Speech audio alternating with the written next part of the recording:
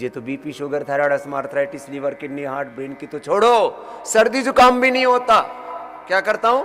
सप्ताह में 1-2 बार नस्य कर लेता हूं, सप्ताह में 1-2 बार आईग्रिट, सप्ताह में 1-2 बार अणुतेल, सप्ताह में 1-2 बार, सप्ताह में नहीं वो तो महीने में 1-2 बार ईयरग्रिट कान में डाल लिया करो। सबके घर में होनी चाहिए।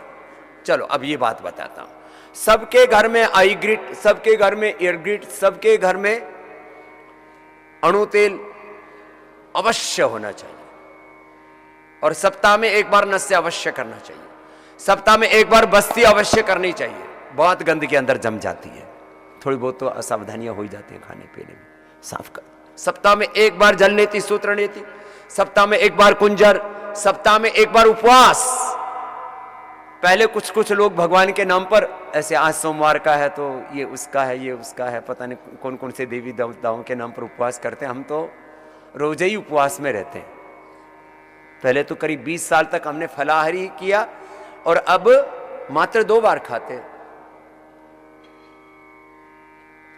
एक बार सुबह लगभग 12 बजे, 11-12 बजे, और एक बार शाम को 7 बजे। बस शाम को 7 बजे तो वो हल्का फुल्का ही होता है, और उससे खूब आनंद में रहते और खूब उत्साह में, और शरीर तन मन हल्का रहता है। और जब खाते हैं तो उसको भगवान का प्रसाद मान के खाते।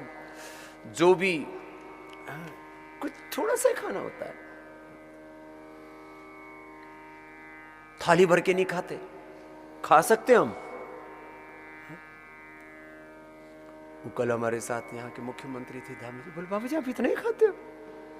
मैंने कहा हम तो इतना ऐसे ही खाते, मुट्ठी भर। लोग थाली भर चावल खा जाते हैं, आधा किलो, ऊपर से उसमें आधा किलो दही और डाल लेते हैं। फिर ऊपर मतलब स्टार्टअप के नाम से सूप पिएंगे, फिर सलाद खाएंगे, फिर फल खाएंगे, फिर अड़गम सड़गम पता नहीं क्या क्या ऊपर से कुछ पिएंगे। फिर अच्छा ये सब खा पी करके फिर चाय कॉफी पिएंगे।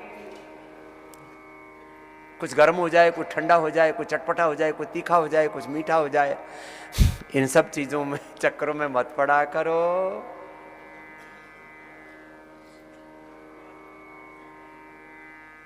सप्ताह में 1 बार अवश्य उपवास करना चाहिए, और उस दिन पूरे दिन भर उपवास करो। शाम को खाली फल खा के या दूध पी के सो जाओ। कुछ दिन भर उपवास करेंगे और फिर शाम को फिर कुट्टू की पकौड़ी खाएंगे, फिर राजगिरे का हलवा खाएंगे, फिर साबूदाना की खिचड़ी खाएंगे। फिर वो फिर 1 किलो खिचड़ी खानी थी तो फिर उपवास किया क्यों भाई?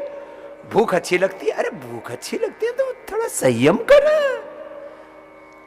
देखो बीमारियां कैसी होती हैं। बीमारियां होती हैं एनावलिज्म, कैटाबॉलिज्म, मेटाबॉलिज्म के गड़बड़ होने से, वात पित्त कफ त्रिदोष के गड़बड़ होने से बीमारी गड़बड़ होती है, एपोप्टोसिस के गड़बड़ होने से, और बीमारियां गड़बड़ होती हैं तुम्हारा ऑटोफेजी माइटोफेजी गड़बड़ होने से। बीमारियां गड़बड़ होती हैं जब तुम्हारे शरीर में टॉक्सिन्स इकट्ठे हो जाते हैं।